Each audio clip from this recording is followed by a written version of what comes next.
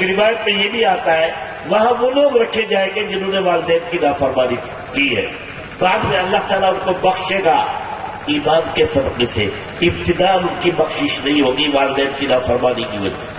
اسی لیے نبی صلی اللہ علیہ وسلم نے فرمایا کہ اگر کوئی آدمی چاہتا ہے کہ وہ جنت میں داخل ہو تو ماں کے قدموں کو چومے، اس کی خدمت کرے، اس لیے کہ الجنت تحت اقدام امہاتکم، جنت تمہاری ماں کے قدموں کے نیچے ہے۔ یہ تو ہوئی ماں جو پہلا ممبر ہے۔ ابا جی بیچارے تھوڑے سے سخت رہتے ہیں، بابا جی کو تھوڑا سخت رہنا پڑتا ہے، گھر میں کیسے کنٹرول ہوگا، کیسے نظام چلے گا۔ وہ کبھی بیچارہ ڈانٹتا بھی ہے، کبھی بیٹے کو باہر بھی کرتا ہے، کبھی روٹی پانی اور حکا بند بھی کرتا ہے، لیکن یہ ماں بڑی عجیب ہوتی ہے۔ جب کبھی باپ غصے میں بیٹے کو باہر نکالتا ہے تو یہ ماں دیکھتی رہتی ہے کہ اس کا باپ کب جائے گا دکان پر یا کب جائے گا مسجد نماز میں۔ چپکے سے بیٹے کو بلاتی ہے، کہتے ہیں میرے لال ایک روٹی کھا لے، ایک روٹی کھا لے۔ میں تیرے باپ سے نہیں کہوں گی، میں تیرے پاپا سے نہیں کہوں گی، ایک روٹی اس کو کھلا دیتی ہے اور جلدی سے باہر نکالتی ہے۔ باپ جب آتا ہے وہ غصے میں ہوتا ہے، وہ کہتا ہے وہ نالائق آیا تھا، وہ خبیث آیا تھا، لیکن ماں کہتی ہے نہیں، میں نے اس کو غصے نہیں دیا، جھوٹ بولتی رہتی ہے اور اپنی آخرت کو دیکھتی نہیں، اس وقت بیٹی کی ممتا کو دیکھتی ہے۔ تو باپ کو نظام سنبھالنا ہوتا ہے، باپ کو کنٹرول کرنا ہوتا ہے، اس کنٹرول میں کبھی سختی بھی کرتا ہے۔ اس کے لیے نبی صلی اللہ علیہ وسلم کی دو روایتیں پیش کرتا ہوں۔ فرمایا رضا الرب فی رضا الوالد و سخط الرب فی سخط الوالد، اور کما قال علیہ الصلوۃ والتسلیم، کہ اگر کسی شخص کو یہ دیکھنا ہو کہ میرا رب مجھ سے راضی ہے یا نہیں تو باپ کو دیکھ لے، باپ راضی ہے تو اللہ بھی راضی ہے، باپ ناراض ہے تو اللہ بھی ناراض ہے۔ یہ بہت بڑی کسوٹی بتا دی۔ فرمایا الاب باب الجنہ، باپ جو ہے یہ جنت کا دروازہ ہے، تمہارا جی چاہے اس دروازے کو کھول لو، تمہارا جی چاہے تو نافرمانی کر کے اس دروازے کو موند لو اور بند کر لو۔ کتنی بدقسمتی ہے ان لوگوں کی جو باپ کو ستاتے ہیں۔ ہمارے بھی والد صاحب مرحوم ہو چکے ہیں، یقین مانیے میں ہفتے میں 2-3 دفعہ دعا کرتا ہوں کہ اللہ میرے والد میرے خواب میں آ جائے، ایک دفعہ مجھے ملاقات دے دے خواب میں۔ ہم نے نافرمانی نہیں کی، لیکن ایک علم تقاضا کرتا ہے، اندر کی بات چاہتی ہے کہ ہم ان کو خواب میں دیکھیں۔ تو ہم اسلامی معاشرے کے لوگ ہیں، ہمارا فریضہ ہے کہ قرآن و حدیث کے مطابق ہم گھر کو سنبھالیں۔ اور گھر کے 2 بڑے ممبر، پہلا ممبر ماں ہے، دوسرا ممبر باپ ہے۔ ان دو کا دل اگر دکھ گیا تو آپ کتنی ہی ترقی کریں، آسمانوں میں چلے جائیں، بنگلے خریدے، فیکٹریاں قائم کریں، اللہ گواہ کوئی ترقی نہیں ہے۔ اصل ترقی اگر ہے تو وہ اللہ کی رضا ہے، اور اللہ کی رضا ان دونوں کی رضا میں ہے۔ ہاں اگر ماں باپ اللہ کے خلاف کوئی حکم دے، شریعت کے خلاف کوئی حکم دے تو وہاں ان کو ماننا کوئی ضروری نہیں ہے، پھر حکمت عملی سے کام لینا چاہیے۔ تیسرا ممبر ہماری بیوی ہوتی ہے، بیگم، بٹی۔ پنجابی میں کیا کہتے ہیں بیوی کو؟ بٹی۔ بٹی کہتے یا بیوی کہتے؟ بوٹی کہتے، بوٹی، بیوی۔ یہ بھی کسی کی نور نظر ہوتی ہے، کسی کی لخت جگر ہوتی ہے۔ آپ کے یہاں نمک اگر زیادہ ہو گیا، آپ کے یہاں اگر تھوڑا سا مرچ زیادہ ہو گئی، آپ کے کپڑے اگر وقت پر نہیں دھلے تو آپ آپے سے باہر ہو جاتے ہیں اور توڑ پھوڑ شروع کرتے ہیں، مار پٹائی شروع کرتے ہیں۔ نبی کریم صلی اللہ علیہ وسلم کے فرمان کو دیکھیے کیا فرمایا، خیرکم خیرکم لأہلہ وانا خیر لأہلی۔ اے لوگوں، تم میں سب سے بہترین وہ آدمی ہے جو اپنی بوٹی کے لیے بہترین ہو، اور پوری دنیا میں سب سے بہترین میں ہوں اپنی بوٹی کے لیے۔ نبی نے فرمایا، ایک جگہ فرمایا، الا خیرکم الطفکم باہلی وانا الطف الناس باہلی، تم میں سب سے بہترین آدمی وہ ہے، تم میں سب سے بہترین آدمی وہ ہے جو اپنی بیگم کے ساتھ نرم اخلاق سے پیش آئے، اور میں اپنی بوٹی اپنی بیوی کے ساتھ سب سے زیادہ نرمی کرتا ہوں۔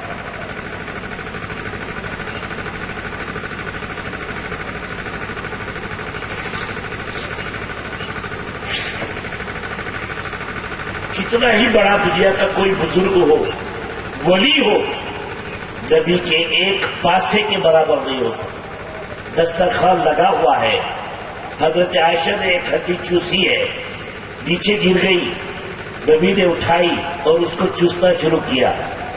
بھائی عائشہ کہتی ہے، یا رسول اللہ، میں نے تو اس پر کچھ چھوڑا ہی نہیں۔ فرمایا، اے عائشہ، آپ نے اس کا حق ادا نہیں کیا، حالانکہ آپ جانتے ہیں، آپ دیکھ رہے تھے اس نے سب کچھ کھایا، لیکن صرف اس لیے اس کو وہاں سے منہ لگایا تاکہ آپ کے اور میرے لیے سبق حاصل ہو سکے کہ ایسے ہی میاں بیوی کے درمیان شیر و شکر کی طرح رہنا چاہیے۔ بزرگوں نے لکھا ہے کہ مرد کو عورت کے لیے ایسی ہمدردی کرنی چاہیے کہ عورت اس کی مطیع اور فرما بردار ایسے ہو جائے کہ وہ ماں باپ کو بھول جائے۔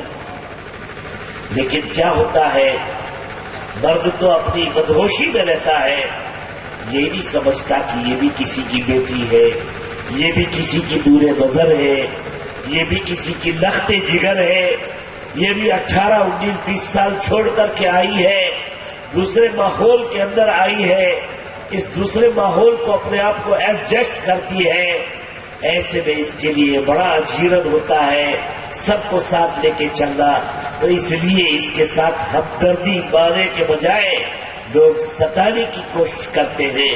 ایسا ہرگز نہیں ہونا چاہیے، اللہ ایسے بندوں سے ناراض ہوتا۔ لیکن ادھر بیوی کو بھی بتا دیا شوہر کا بھی حق ہے۔ نبی نے فرمایا کہ اگر اللہ کے علاوہ کسی کے لیے سجدہ کرنا جائز ہوتا تو میں عورت سے کہتا کہ وہ اپنے شوہر کو سجدہ کرے۔ اس لیے بیوی کو بھی خدمت کی کوشش کرنی چاہیے۔ اگر وہ اس کی ماں کو ساس نہ سمجھ کر اپنی ماں سمجھے تو کوئی ٹینشن ہی نہیں، اگر وہ اس کے باپ کو خسر نہ سمجھ کر کے اپنا ابا سمجھے تو کوئی پریشانی نہیں ہوگی۔ لڑکی کو یہ سوچنا چاہیے کہ یہ میرے شوہر کے والد ہے، یہ میرے شوہر کی ماں ہے، اب مجھے اللہ نے اس گھر میں بھیجا ہے، میں اس گھر کی ایک ممبر ہو چکی ہوں، یہاں کی دیکھ ریکھ کرنا میرا فریضہ ہے، شوہر کی مال کی حفاظت کرنا میرا فریضہ ہے، اس کو خوش رکھنا اور خوش کرنا میرا فریضہ ہے، اس کی ماں کی حق الوسع خدمت کرنا میرا فریضہ ہے۔ تو ایسے گھر بتاؤ جنت بن جائیں گے یا جہنم بن جائیں گے؟ ہمارے گھر جنت کا مظاہرہ نہیں کرتے، جہنم بنے ہوئے ہیں۔ اس کی وجہ یہ ہے کہ نبی کی تعلیمات کو ہم نے پس پشت ڈال دیا۔ تو ماں ایک ممبر، باپ ایک ممبر، بیوی ایک ممبر، شوہر ایک ممبر، بیٹا بھی ایک ممبر۔ نبی نے فرمایا، طبرانی کی روایت ہے، الولد من ریح الجنہ، بیٹا جو ہوتا ہے یہ جنت کی خوشبو سے ہے، ایک خوشبو۔ اور اسی روایت میں آیا کہ جو شخص، جو باپ اپنے بیٹے کے ماتھے پر کس کرے گا، بوسہ لگائے گا، چومے گا، تو اسے جنت کی خوشبو ضرور عطا ہو۔ ہم جب پہلی دفعہ حج کو گئے تو وہاں ایک عربی نے ہماری دعوت کی، دوست تھا میرا، وہ اصلاً ہندوستان کے تھے لیکن اب کئی نسلیں وہی گزر گئی۔ تو اس کا باپ جب آیا، جب ہم اندر آئے تو باپ نے دروازہ کھولا، تو باپ نے مصافحہ کیا پہلے بیٹے سے، اور پھر اس بوڑھے بیٹے 50 سال کا ماتھا چوما، یعنی بیٹا 50 سال کا تھا، بوڑھا ہو چکا تھا، اور باپ 80 سال کا ہوگا، تو باپ 80 سالہ باپ نے 50 سالہ بیٹے کا ماتھا چوما. مجھے حیرت ہوئی کہ ہندوستان میں تو 5 سال کا بچہ ہوتا ہے تو چوم لیتے ہیں، 7ویں سال میں جب وہ قدم رکھتا ہے تو اب باپ کو شرم آتی ہے چومتے ہوئے، اس لیے کوئی چومتا ہی نہیں. پھر میں نے ایک کتاب پڑھی اور حدیث پڑھی جس میں یہ آیا کہ نبی صلی اللہ علیہ وسلم نے فرمایا جو باپ اپنے بچے اور اپنے بیٹے کے ماتھے کو کس کرے گا وہ جنت کی خوشبو ضرور حاصل کرے گا. آپ دیکھ رہے بیٹے کا بھی حق ادا کیا گیا ہے، لیکن ہمارے گھروں میں اس حق کو پامال کیا جاتا ہے. اب رہی بیٹی، وہ اگر گھر میں پیدا ہو تو منہ دبکاتے پھرتے ہیں، چہرے پر ایک بدرونقی کاری ہوتی ہے کہ یار لڑکی پیدا ہو گئی اور ایسا ہوا، اب کیا ہوگا. بہت ساری حدیث کی کتابوں میں ہے. یہاں علماء بیٹھے من کانت لہ انثی فلم یئدھا ولم یرجح ولدہ علیہا فلہ الجنہ او کما قال علیہ الصلوۃ والتسلیم. اللہ جسے لڑکی دے اور وہ اس کی اچھی تعلیم و تربیت کرے اور اس سے پیٹ ہی میں نہ دفنائے، جیسے آج کل وہ الٹرا ساؤنڈ کر کے دکھواتے ہیں اور پیٹ ہی میں دفناتے ہیں. زمانے جاہلیت والے تو پیدا ہونے کے بعد دفناتے تھے، زندہ درگور کرتے تھے. آج کے گھر والے اس بیٹی کو بیچاری کو پیٹ ہی میں دفناتے. تو نبی نے بہت پہلے فرمایا جسے اللہ لڑکی دے اور وہ اس کی اچھی تعلیم و تربیت کرے اور اپنے بچے کو اس کے مقابلے میں اچھا نہ سمجھے، ترجیح نہ دے، نبی نے گارنٹی دی ہے فلہ الجنہ، اس کے لیے جنت. اور اگر ہم اس کے خلاف کرتے ہیں تو کئی جنت ہوگی. لڑکی کا یہ حق نبی کریم صلی اللہ علیہ وسلم نے عطا کیا. ایک نمبر یہ بیٹی ہے. واقعی اگر بیٹی تربیت یافتہ ہو، تعلیم یافتہ ہو تو بخدا وہ والدین کے لیے راحت کا ذریعہ بنتی ہے. وقت اتنا نہیں ہے کہ جو اس کی تفصیل کو میں بیان کروں، مجھے تو جلدی جلدی ان ممبروں کو بیان کرنا تھا.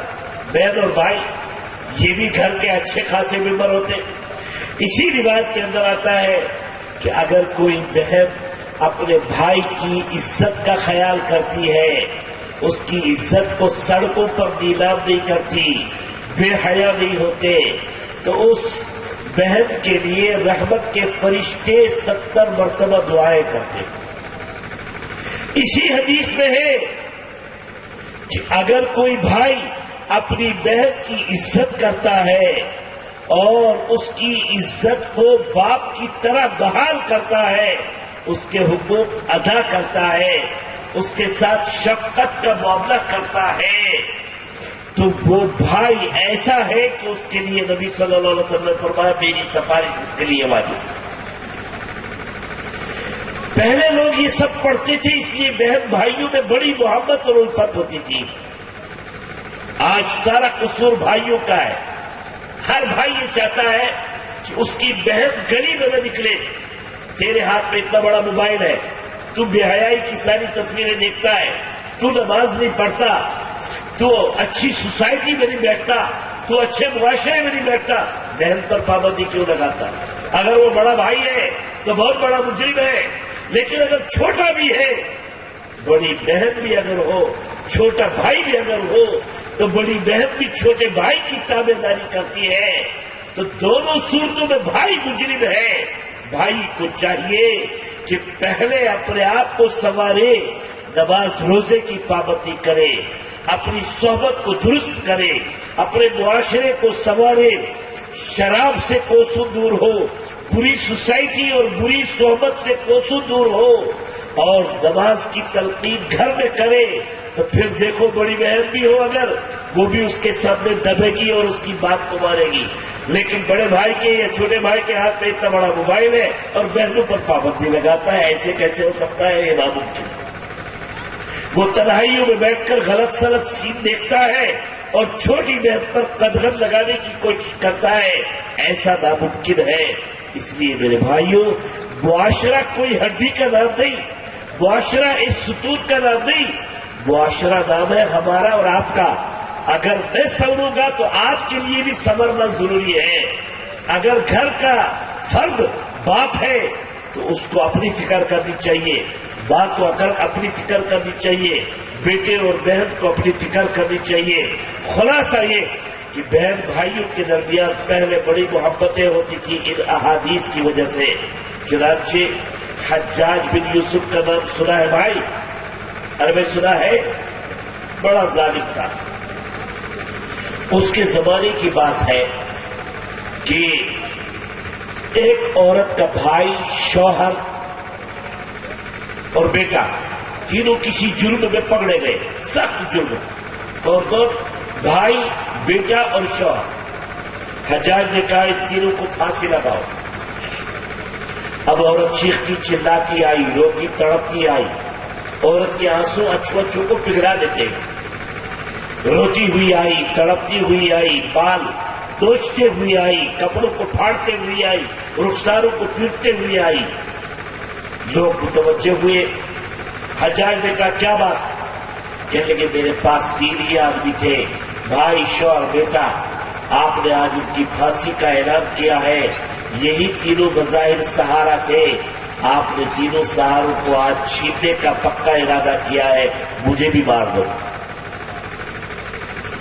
اس عورت نے کہا اچھا ہم تمہارے اوپر چھوڑتے، یہ تینوں مجرم ہیں، ان میں سے کسی کی طرف، جس کی طرف تم اشارہ کرو گی ہم اسے چھوڑ دیں گے۔ اب بھائی کو دیکھتی ہے، پھر شوہر کو دیکھتی ہے، پھر بیٹے کو دیکھتی ہے، پھر دوبارہ بھائی کو، شوہر کو، بیٹے کو دیکھی، دوبارہ بھائی کو، بیٹے کو، شوہر کو دیکھا، چوتھی مرتبہ انگلی اٹھائی بھائی کی طرف، کسے چھوڑ دو؟ آپ کو بھی تعجب ہوا ہوگا، وہاں بھی لوگوں کو تعجب ہوا کہ بظاہر تو یہ لگتا تھا کہ وہ بیٹے کو چھڑواتی یا شوہر کو چھڑواتی، بھائی کو چھڑوانے کا کیا مطلب ہے؟ عورت سے پوچھا گیا بھلی بھی بتاؤ تم نے بھائی کو کیوں چھڑوایا؟ کہنے لگے بادشاہ سلامت، آپ کا اقبال بلند ہو، اگر میں سلامت رہی، شوہر کو آپ نے مار دیا تو میں کسی اور سے شادی کر لوں گی، اگر میں سلامت رہی، بیٹے کو آپ نے مار دیا تو میرے یہاں کوئی اور بیٹا پیدا ہوگا، لیکن میرے ماں باپ مر چکے ہیں، بھائی سنگل ہے، اگر آپ نے اس کو مار دیا تو مجھے کوئی بہن کہلانے والا نہیں ہوگا، میرا کوئی بھائی نہیں ہوگا۔ سارے لوگ رونے لگے۔ حجاج کو بھی بڑا عجیب لگا۔ حجاج نے کہا ہے عورت، تیری عقل مندی کی وجہ سے اور تیری اس محبت کی وجہ سے جا، میں نے تیرے تینوں مجرموں کو چھوڑ دیا ہے اور اعلان کرا دیا کہ اس عورت کو اس حکومت کا ملازمہ بنایا جائے اور باقی عورتوں میں یہ اعلان کرا دیا جائے کہ وہ اس سے عقل اور کچھ ادب سیکھ لیا کرے اور اس کے پاس کچھ دیر بیٹھ جایا کرے۔ تو میرے بھائی، پہلے محبتیں ایسے ہوا کرتی تھی۔ تو یہ کئی لوگ ہیں، اب آخری 2 رہ گئے، بڑا بھائی اور چھوٹا بھائی۔ عموماً گھروں میں شکایت، بڑے بھائی ظلم کیتا جی، ساڈا سارا مال لیتا جی، ایسا کچھ نہ دیتا جی، وغیرہ وغیرہ۔ ہم سہارنپور ہے، قریب نہیں، دیوبند کے گئے، دارالعلوم دیوبند کے طلبہ کے لیے کچھ کپڑے خریدے تھے، وہاں کے نائب مفتی میں مولانا عبدالخالق صاحب مدراسی وہ اور میں گئے، تو ایک بڑی سی دکان پر گئے، اتنی بڑی ہوگی، بہت سارا کپڑا لیا بچوں کے لیے، برابر میں اتنی سی جتنی بڑی پان کی دکان ہوتی ہے اس سے کچھ بڑی ایک دکان ہو، کہ لیے آ جاؤ جی، آ جاؤ۔ ہم گئے، کہنے لگے جس دکان سے آپ نے کپڑا خریدا یہ میرے بڑے بھائی کی دکان۔ ہم نے کہا کہ بھائی تمہارے پاس یہ پان جیسی دکان کیوں؟ کہنے لگے کہ ساری گلک ابا جی کے پاس تھی، ہم ابا جی سے کہتے رہے ابا فیصلہ کرو، سب کو برابر دو، اس نے کہا اپنا کام کرو۔ ان کی آنکھ ہو گئی بند، سارے کاغذات ان کے کنٹرول میں تھے اور قبضے میں تھے، یہ لبک کر کے بیٹھ گئے اور ہمیں کچھ نہیں دیا۔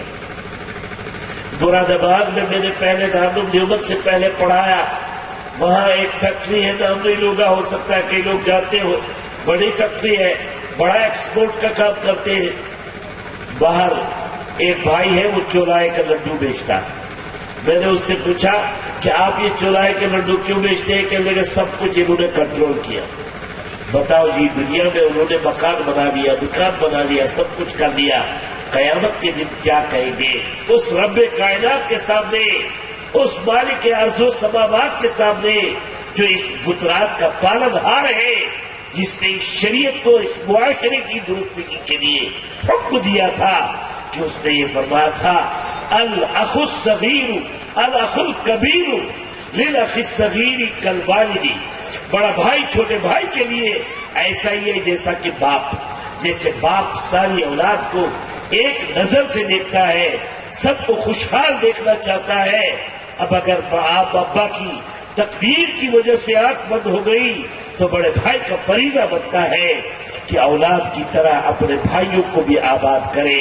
ایسا نہیں ہونا چاہیے کہ چھوٹے بھائی تو بھیک مانگتے پھرے یا چوراہے کا لڈو بیچتے پھرے اور خود بہت مالا مال، خود ہوائی جہازوں میں اڑتے پھرے اور کوٹھیوں میں پھرے اور وہ جھوپڑوں کے بھی محتاج رہے۔ ایسا نہیں ہونا چاہیے۔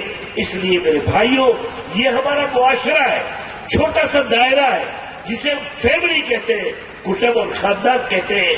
اس کا پہلا ممبر ماں، اس کا بھی حق، اس کا پہلا دوسرا ممبر باپ، اس کا بھی حق، تیسرا ممبر بیوی، اس کا بھی حق، چوتھا ممبر شوہر، اس کا بھی حق، پانچواں ممبر ہمارا بیٹا، اس کا بھی حق، چھٹا ممبر ہماری بیٹی، اس کا بھی حق، ساتواں ممبر بڑا بھائی، اس کا بھی حق، آٹھواں ممبر ہمارا کون ہے؟ چھوٹا بھائی، اس کا بھی حق۔ تو اب چھوٹا بھائی چڑھتا پھرتا ہے، بڑے بھائی کو سلام نہیں کرتا اور اس کا کہنا نہیں مانتا۔ کیا ہے وجہ اس کی؟ اس لیے کہ بڑے بھائی نے اس کا کان مروڑا ہوتا ہے، اس کی گردن ایٹتی ہوتی ہے۔ اگر یہ بڑا بھائی حساب سے چلتا تو یہ چھوٹا بھائی ہمیشہ اس بڑے بھائی کا احترام کرتا، تکریم کرتا، تعظیم کرتا، باپ کی طرح مانتا۔ اس کے باوجود اگر چھوٹا بھائی نافرمانی کرتا تو ایسے میں وہ مجرم ہوتا۔ تو اس لیے میرے بھائیوں، یہ ضروری ہے کہ ہم پہلے اپنے معاشرے کو درست کریں۔ نوواں ممبر جو ہے اس کی طرف آپ کا خیال نہیں جاتا۔ نوواں ممبر ہے ہمارا نوکر، جو گھر میں کام کرنے والی یا کام کرنے والا ہے۔ حضور نے اس کا بھی حق بتایا۔ وہ حق کیا ہے؟ فرمایا کہ جو شخص اپنے ماتحت کا حق دبائے یا اس کا حق گھٹائے یا اس کے ساتھ زیادتی کرے یا ضرورت سے زیادہ اس پر سامان نہ دے، فَأَنَا حَجِيجُهُ يَوْمَ الْقِيَامَةِ، ڈرنے کی بات۔ تو میں قیامت کے دن اس بیچارے نوکر کا وکیل بن کر کے کھڑا ہو جاؤں۔ نبی نے اب تو یہ سمجھ رہے کہ نبی ہماری سفارش کریں گے۔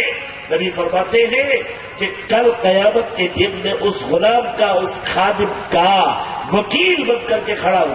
جس کے وکیل نبی ہو اس کا جیتنا تو حتمی ہے۔ چنانچہ ایک واقعہ پیش آیا۔ ابو ذر غفاری رضی اللہ تعالیٰ عنہ کا ایک غلام تھا، کالا سا، حبشن اس کی ماں تھی، حبشے کی عورت۔ تو حضرت ابو ذر غفاری نے ان سے کہا، یبن سودا، ایک کالی عورت کے بیٹے۔ نبی کو پتہ چلا، نبی نے بلایا ابو ذر غفاری کو، تم نے ان کو ماں کی گالی دی، ماں کے سلسلے میں تانا دیا، رنگ کے بارے میں تانا دیا، یہ بنائے ہوئے تو میرے ہی رنگ ہے، اللہ کے رنگ ہے، میرے رب کے رنگ ہے، تم نے تانا کیوں دیا؟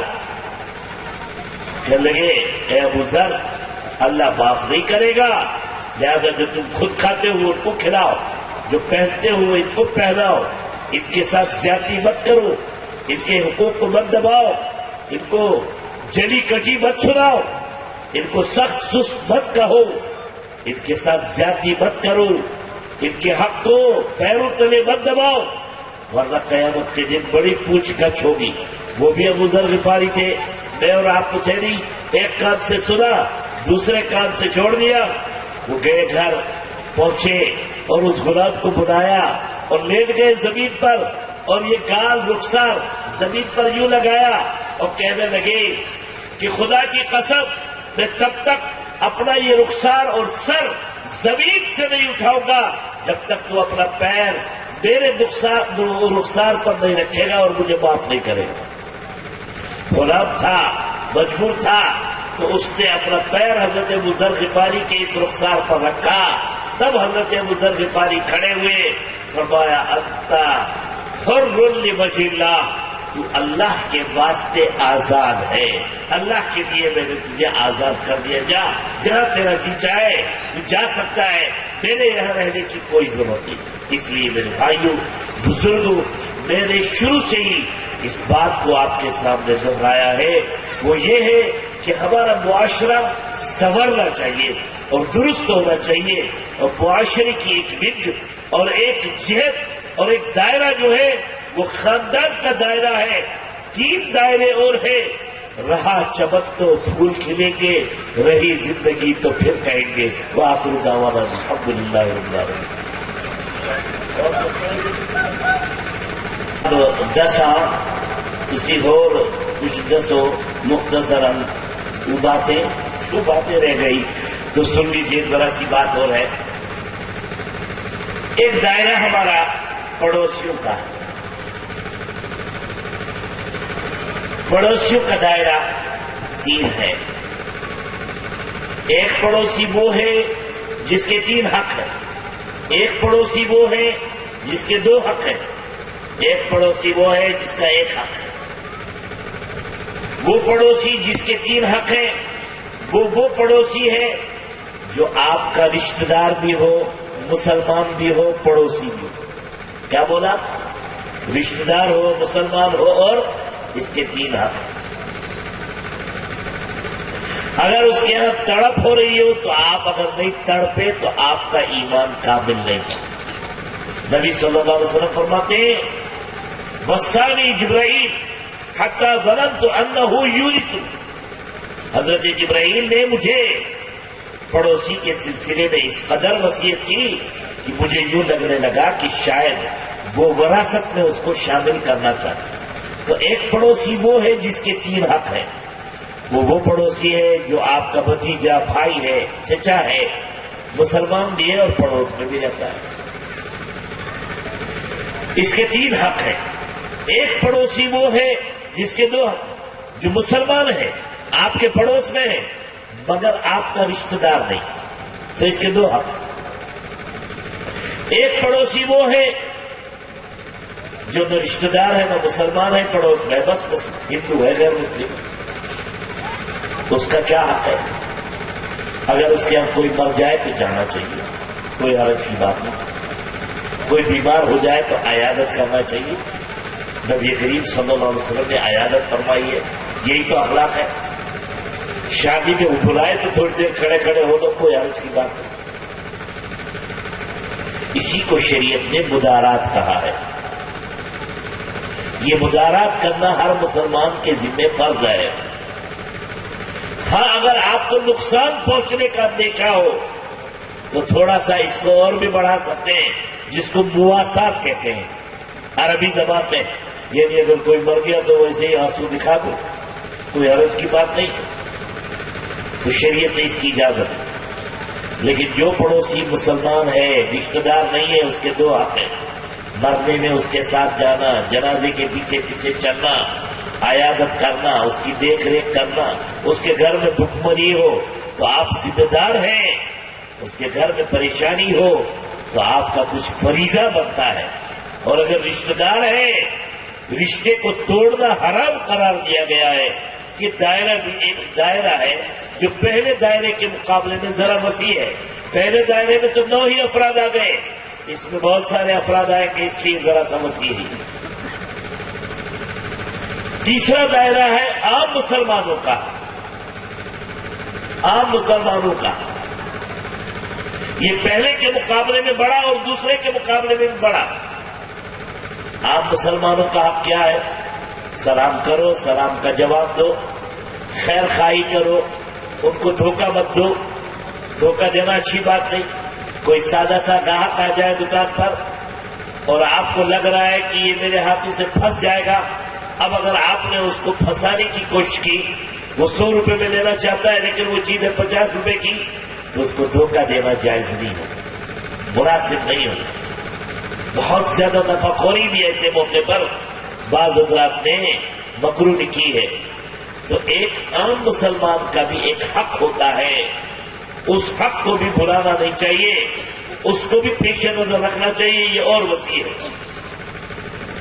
چوتھا دائرہ جو ہے وہ انسانوں کا ہے، چاہے وہ انسان مسلمان ہو، چاہے وہ انسان کافر ہو، چاہے وہ سکھ ہو، عیسائی ہو، یہودی ہو. وہ کیا حق ہے؟ وہ حق یہ ہے کہ اگر ان کا جنازہ آ رہا ہے تو آپ کھڑے ہو جائیں. اس لیے کہ قادسیہ کے اندر حضرت قیس بن حارث ایک صحابی تھے اور حضرت سعد، یہ دونوں بیٹھے ہوئے. ایک جنازہ آیا، وہ کھڑے ہوئے تو لوگوں نے کہا کہ یہ عیسائی کا جنازہ ہے. تو انہوں نے عرض کیا کہ کیا ہوا؟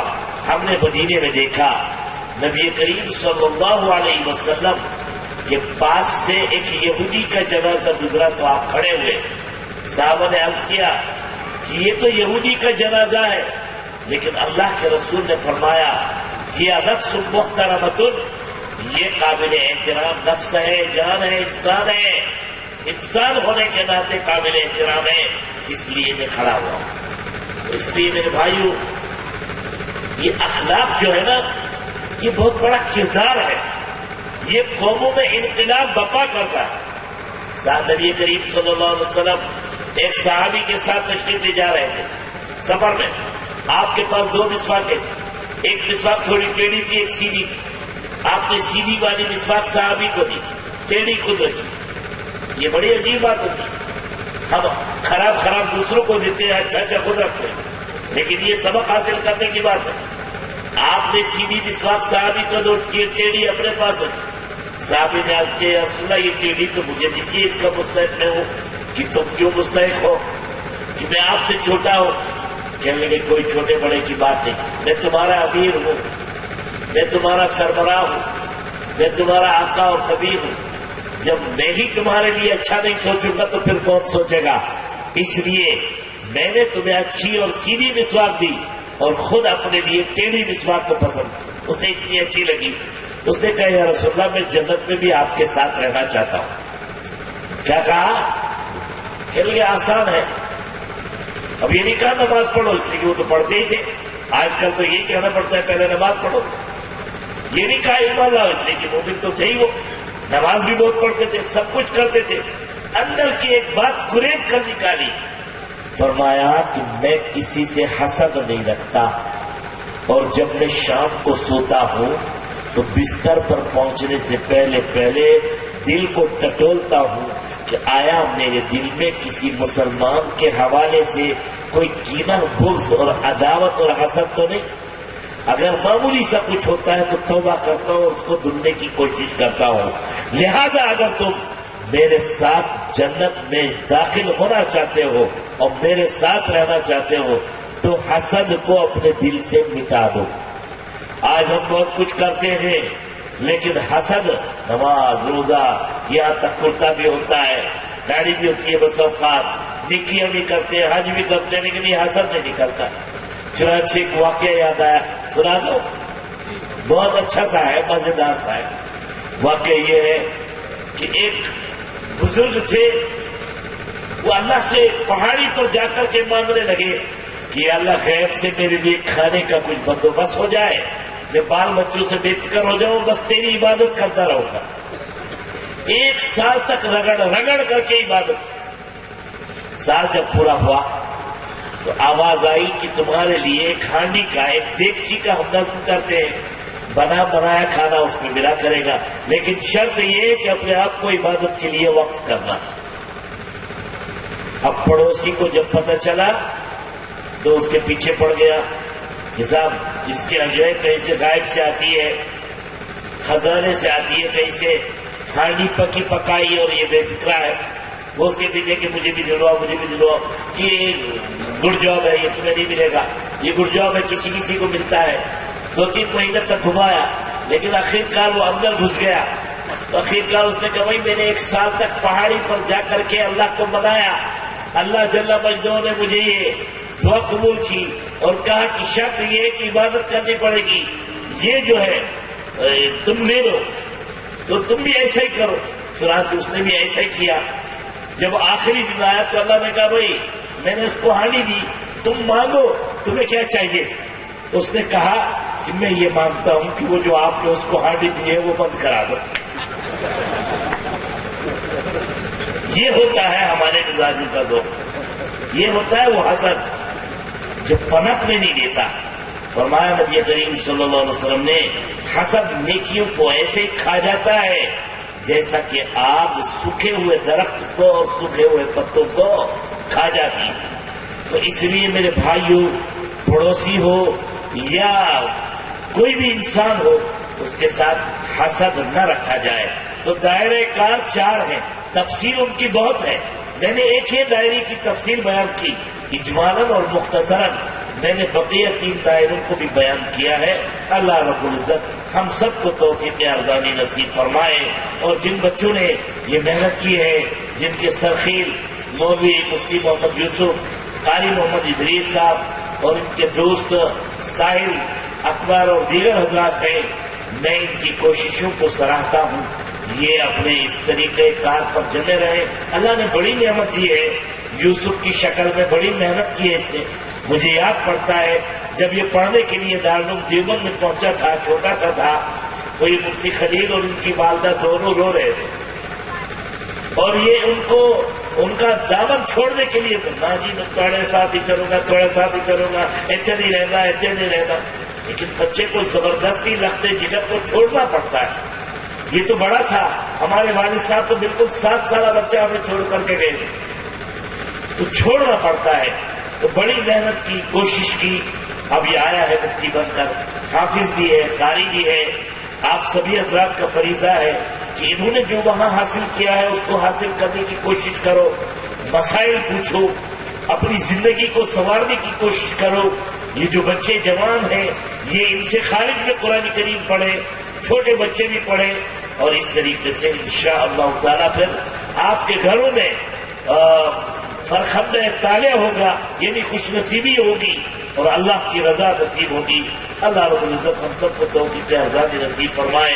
وآخر دعوانا الحمدللہ سیدنا و مولانا محمد وعلى آل سيدنا ومولانا محمد صلاة تنجينا بها من جميع الأهوال والآفات، تقضي لنا بها جميع الحاجات، وتطهرنا بها من جميع السيئات، وترفعنا بها أعلى الدرجات، وتبلغنا بها أقصى الغايات من جميع الخيرات في الحياة وبعد الممات، إنك على كل شيء قدير. اللهم انصرنا فإنك خير الناصرين، وافتح لنا فإنك خير الفاتحين، واغفر لنا فإنك خير الغافرين، وارحمنا فإنك خير الراحمين، وارزقنا فإنك خير الرازقين، واهدنا ونجنا من القوم الظالمين، وهب لنا من لدنك ريحا طيبة كما هي في علمك، وانشرها علينا من خزائن رحمتك.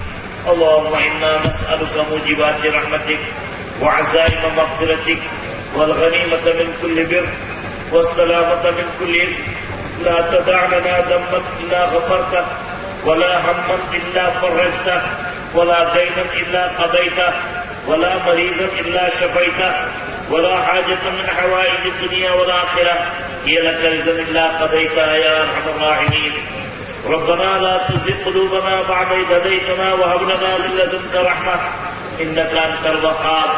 ربنا إنك جامع الناس ليوم لا ريب فيه إن الله لا يخلف الميعاد. ربنا لا تؤاخذنا إن نسينا أو أخطأنا. ربنا ولا تحمل علينا إصرا كما حملته على الذين من قبلنا. ربنا ولا تحملنا ما لا طاقة لنا به. واعف عنا واغفر لنا وارحمنا أنت مولانا فانصرنا على القوم الكافرين. يا أرحم الراحمين، يا ذا الجلال والإكرام، يا من بيده كن فيكون، يا فعال لما يريد، يا خالق السماوات والأرض، يا ديان، يا رحمان، يا ديان، يا رحمان، ارحم حالنا. اے خدایا ہم تیرے گندے بندے ہیں، اے اللہ تو اپنے بندوں پر رحمت کی نظر فرما. اے اللہ سارے عالم میں ہم لٹ پٹ گئے ہیں، اے اللہ پاؤں تلے روندے جا رہے ہیں، اے اللہ ہماری ہوا خیزی ہو چکی ہے، اے اللہ سارا عالم ہمارا دشمن ہو چکا ہے، زمین بھی دشمن ہے، زمان بھی دشمن ہے، عرض بھی دشمن ہے، سما بھی دشمن ہے۔ سارے لوگوں نے اہل اسلام کے لیے عرص حیات کو تنگ کر رکھا ہے۔ اے اللہ یہ صرف ہماری گناہوں کی وجہ سے ہے، ہماری کوتاہیوں کی وجہ سے ہے۔ اے اللہ بے موسم بارش جو ہو رہی ہے، طوفان جو بے وقت آ رہے ہیں، دریاؤں میں جو تلاتم، سمندروں کی طغیانی، خدایا یہ ہماری نافرمانی کا نتیجہ ہے۔ اے اللہ ہمیں توبے کی توفیق نصیب فرما، اے اللہ ہمیں نیکیوں کی توفیق نصیب فرما، سارے عالم میں دین کی ہوائیں چلا دے۔ اے اللہ تجھے عالم صفی اللہ کا واسطہ، نوح نجی اللہ کا واسطہ، ابراہیم خلیل اللہ کا واسطہ، اسماعیل ذبیح اللہ کا واسطہ، موسیٰ کلیم اللہ کا واسطہ، عیسیٰ روح اللہ کا واسطہ، یوسف صدیق اللہ کا واسطہ، محمد حبیب اللہ کا واسطہ، ابو بکر و عمر کا واسطہ، عثمان و حیدر کا واسطہ، شبیر و شبر کا واسطہ، اقوا اور غفاری کا واسطہ، سلمہ اور فزاری کا واسطہ، مسلم و بخاری کا واسطہ، گنگوہ کے رہبر کا واسطہ، اجمیر کے دلبر کا واسطہ، سرہند کے سرور کا واسطہ، کشمیر کے انور کا واسطہ، ہمارے گناہوں کو معاف فرما، سارے عالم کے مسلمانوں کے لیے خیر کے فیصلے فرما۔ اے اللہ شرور و فتن سے ہماری حفاظت فرما۔ اے اللہ ان جوانوں نے بہت محنت کی ہے، خدایا ان کی محنت کو قبول فرما۔ اے اللہ انہیں نیکیوں کی توفیق نصیب فرما۔ اے اللہ تیرے نام پر آج انہوں نے خرچ کیا، تیرے نام پر آج انہوں نے اپنا وقت لگایا، تیرے نام پر اپنی انرجی صرف کی۔ اے اللہ اب ان کو اپنے لیے قبول فرما لے۔ اے اللہ جو کچھ کہا گیا، اے اللہ بہت سی خطائیں ہوئی، اے اللہ انہیں معاف فرما۔ اے اللہ ہم سب کی زندگیوں میں جو کچھ کہا گیا ہے اس کو لانے کی توفیق نصیب فرما۔ اے اللہ جو بیمار ہے ان کو شفائے کاملہ عاجلہ دائمہ مستمرہ نصیب فرما۔ اے اللہ جو قرضدار ہے ان کو قرضے سے زنودوشی فرما۔ اے اللہ جو جوان بیٹیاں اور بیٹے بیٹھے ہوئے ہیں خدا ان کو اچھے جوڑ نصیب فرما۔ اے اللہ جو بے روزگار ہے ان کو حلال اور وافر مقدار میں روزگار نصیب فرما۔ اے اللہ ہمارے گھروں میں نمازیوں کو پیدا فرما۔ اے اللہ ہمارے گھروں میں دین کی چاشنیاں پیدا فرما۔ اے اللہ قرآن کی تلاوت کی توفیق نصیب فرما۔ اے اللہ ایمانی حلاوت نصیب فرما۔ جہاں کہیں بھی تیرے دین والے ہیں، دین کے نام لیوا ہے، خدا ان کے کاموں میں برکت نصیب فرما۔ اے اللہ سارے عالم میں اہل اسلام کے لیے دشواریاں کھڑی کی جا رہی ہے، یہ اسلام دشمنوں کی نگاہوں میں چبھ رہا ہے۔ اے اللہ اہل فلسطین کے لیے، وہاں کے بچوں کے لیے، وہاں کے جوان مردوں کے لیے، وہاں کی عورتوں کے لیے اے اللہ زمین تک اڑ چکی ہے۔ اے اللہ آپ کی رحمت کب جوش میں آئے گی؟ اے اللہ اسلام کا بول بالا فرما، کفر کا منہ کالا فرما۔ اے اللہ ان ظالموں کے نشے کو چور چور فرما۔ اے اللہ ان کے پنجوں کو موڑ دے، اے اللہ ان کے پنجوں کو توڑ دے۔ اے اللہ اہل اسلام کو عزت نصیب فرما، اسلام کو بالا دستی نصیب فرما، ہماری زندگیوں میں اسلام والی زندگیاں پیدا فرما، ہمارا معاشرہ درست معاشرہ بنا، ہمارا معاشرہ نبی کے طرز زندگی والا معاشرہ بنا، طرز حیات والا معاشرہ بنا۔ ہمیں اللہ اپنے نبی سے محبت وافر مقدار میں عطا فرما۔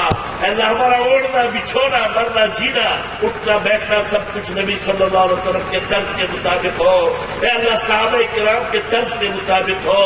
اے اللہ تیری رضا ہمیں نصیب ہو۔ اے اللہ ہماری مائیں بہنیں جنہوں نے یہاں شرکت کی، دور سے آئی بیٹھی، سرما کو برداشت کیا، اے اللہ ان تمام کی زندگیوں میں اس جلسے کو تبدیلی کا ذریعہ بنا۔ اے اللہ ان کی جائز مرادیں پوری فرما۔ اے اللہ ہمارے مفتی خلیل صاحب کو بھی شفائے کاملہ عاجلہ دائمہ مستمرہ نصیب فرما۔ جو یہاں بیٹھے ہیں اے اللہ لاکھوں ہزاروں لوگ بیٹھے ہیں، اے اللہ نہ جانے ان کے دلوں میں کیا خواہشات ہوگی. اے اللہ تو ہی علیم بذات الصدور ہے. اے اللہ جو خواہشیں اے اللہ جائز ہو ان کے لیے مفید ہو، جائز اور مفید ہو، خدا وندہ ان کو تم پار لگا دے. اے اللہ ان کو قبولیت کا شرف نصیب فرما. جو بیمار ہے ان کو شفا کاملہ عاجلہ دائمہ مستمرہ نصیب فرما.